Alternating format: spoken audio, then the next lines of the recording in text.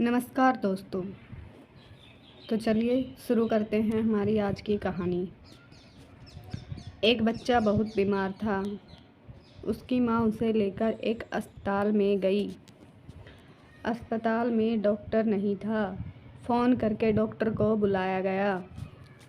Doctor जल्दी से अस्पताल पहुँचे और ऑपरेशन रूम की तरफ जाने लगे।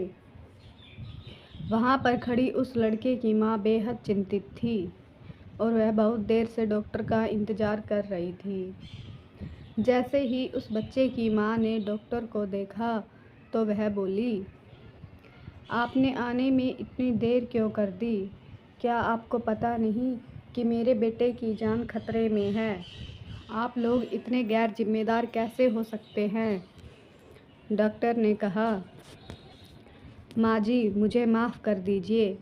मैं अस्पताल में नहीं था और जैसे ही मुझे फ़ोन आया मैंने जल्द से जल्द अस्पताल पहुंचने की कोशिश की है।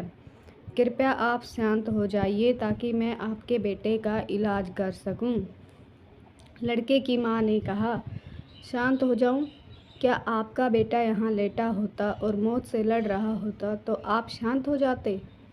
डॉक्टर ने कहा, मिट्टी से हम आए थे और हमें मिट्टी में ही मिल जाना है। डॉक्टर किसी के भी जीवन को लंबा नहीं कर सकते। आप भगवान से अपने बेटे के लिए प्रार्थना कीजिए। हम अपनी पूरी कोशिश करेंगे कि आपके बेटे को कुछ न हो। लड़के की मां ने मन ही मन कहा, जब तक आप उस परिस्थिति से न गुजरे हो तब तक उसके बारे में उपदेश देना आसान है।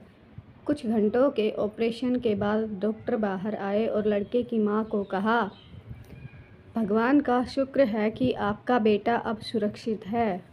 आपको कुछ भी पूछना हो तो कृपया नर्स से पूछ लीजिएगा। इतना कहकर डॉक्टर जल्दी से वहाँ से चले गए। लड़के की माँ ने पास में खड़ी नर्स से कहा, कितने घमंडी डॉक्टर हैं। क्या वे कुछ मिनटों के लिए नहीं रुक सकते थे? मुझे मेरे बेटे की स्थिति के बारे में जानना है। नर्स की आंखों में आंसू थे। नर्स ने कहा, कल डॉक्टर के बेटे का निधन हो गया था।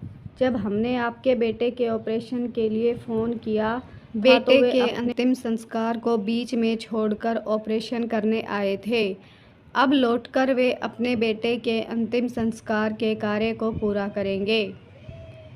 हर व्यक्ति की अपनी कहानी होती है और हमें उनके जीवन की परिस्थितियों के बारे में नहीं पता होता, इसलिए उनके व्यवहार के बारे में हमें निर्णय लेने का कोई अधिकार नहीं है।